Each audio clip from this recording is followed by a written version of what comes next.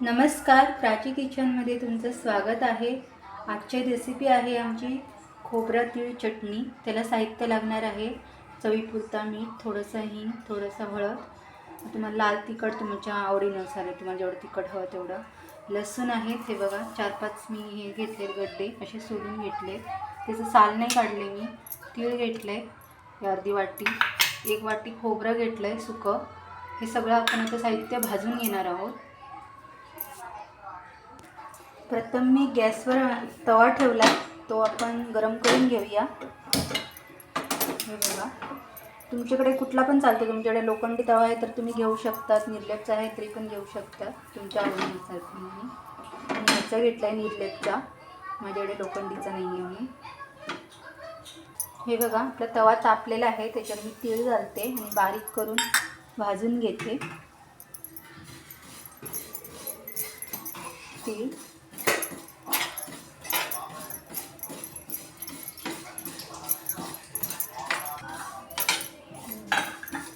तुमच्याकडे पांढरे तीळ तुम्हाला आवडत आहे तर तुम्ही पांढऱ्या तिळाची पण बनवू शकता। मी काळे तीळ वापरले तिथे। आणि ही चटणी ना खूप दिवस टिकते, जसं 1 महिना 2 महिना तुम्ही जर व्यवस्थित पॅकिंग करून ठेवला, बरणीमध्ये भरून ठेवत, असं छान राहते।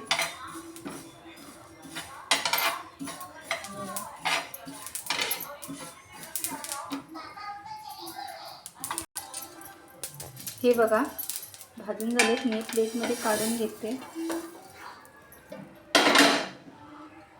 तसेच आपण लसूण पण थोडीशी गरम करणार आहोत, ती पण थोडीशी मंदेकर भाजून घेणार आहोत।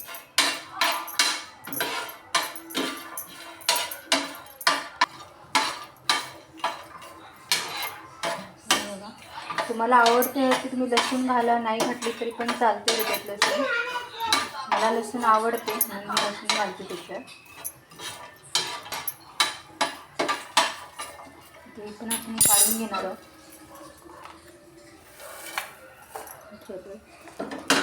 1 वाटी खोबरं हे सुकं घेतलं आहे, ते पण मी भाजून घेते, जरासं गरम करून घेते, की आपली चटणी टिकायला राहायला पाहिजे ना खूप दिवस असं।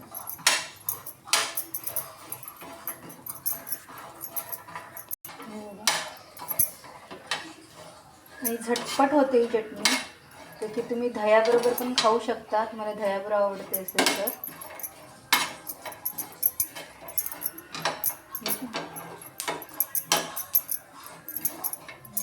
मस्त भाजून घ्यायचं असं जरा।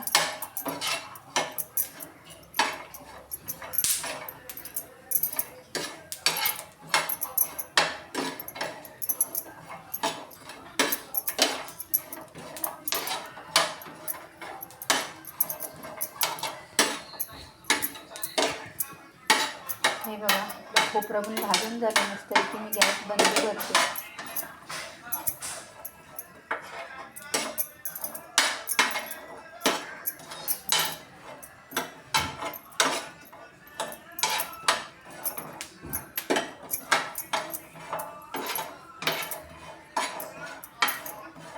तुम्हाला माझी रेसिपी आवडली असेल तर लाईक करा, शेअर करा आणि कॉमेंट करा।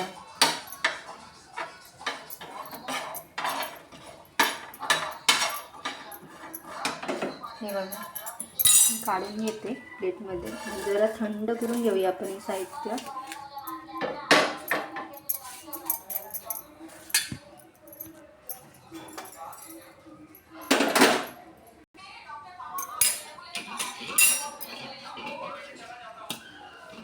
हे बघा, माझं साहित्य थंड झाले, मी मिक्सरच्या जारमध्ये काढून घेते आणि हे आपण बारीक वाटून घेऊया मिक्सरमधनं।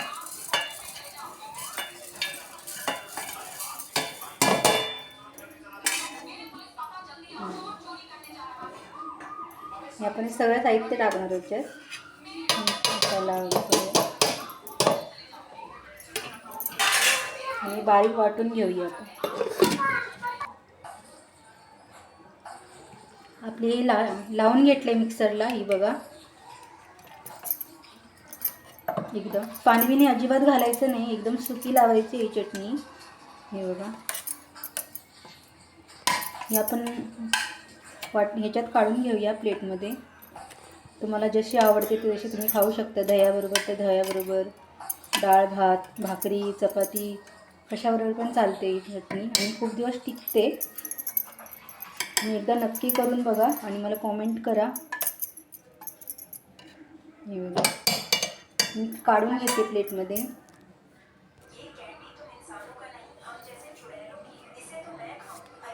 हे बघा, वाटीमध्ये काढून घेतले. तुम्ही भाकरीबरोबर भाजीबरोबर सर्व करू शकता तुम्हाला हवं तशी. तुम्हाला जर माझी रेसिपी आवडली असेल तर लाईक करा, कॉमेंट करा, शेअर करा. भेटूया अशीच पुन्हा एक रेसिपी घेऊन. तोपर्यंत मस्त खा, मस्त राहा. नमस्कार.